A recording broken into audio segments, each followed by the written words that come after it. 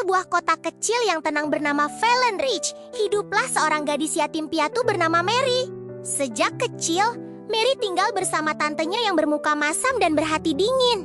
Ann Corero, seorang wanita yang tak pernah menyembunyikan rasa tidak sukanya pada Mary. Kelia memiliki seorang anak perempuan seumuran Mary bernama Eliza Harrow. Gadis manis di luar, namun sering menyimpan sifat iri dan sedikit kejam di dalam hatinya. Suatu hari, mereka bertiga dipanggil ke sebuah kantor notaris tua di pusat Fallen Ridge. Notaris itu menyampaikan kabar mengejutkan. Nenek mereka, Lady Oris Valemora, seorang wanita yang tak pernah mereka temui selama bertahun-tahun, telah meninggal dan meninggalkan warisan. Di atas meja kayu tua, terletak 2 amplop.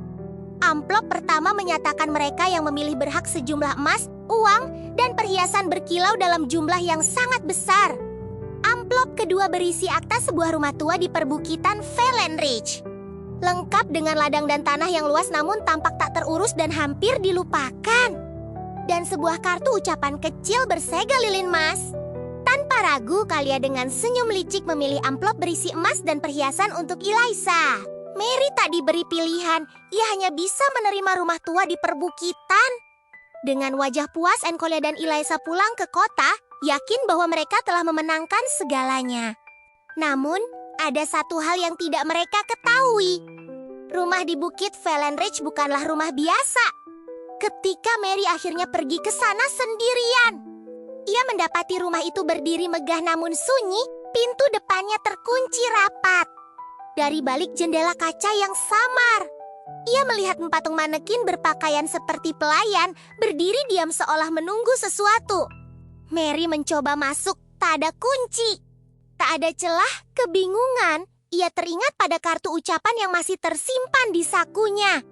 Saat kartu itu dibuka, cahaya kemasan memancar keluar, menerangi udara. Tulisan di dalamnya terangkat, melayang bebas seperti hidup. Sebuah mantra tertulis di sana. Dengan suara gemetar namun tulus, Mary membacanya. Dan keajaiban pun terjadi, pintu rumah terbuka perlahan.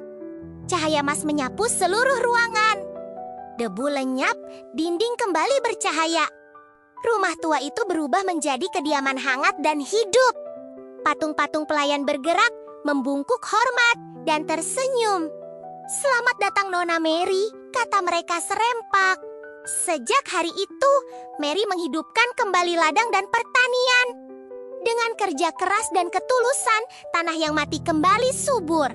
Hasil panen dijual, namun sebagian besar dibagikan kepada orang-orang miskin di Fallen Ridge. Sementara itu, Cordy dan Eliza menghamburkan emas dan perhiasan mereka untuk hidup berfoya-foya. Tak lama, harta itu habis. Perhiasan dijual satu persatu hingga akhirnya mereka kembali jatuh dalam kemiskinan tanpa rumah, tanpa kasih, dan tanpa sihir. Dan di atas bukit Fallen Ridge, Mary hidup tenang di rumah yang telah memilih pemilik barunya.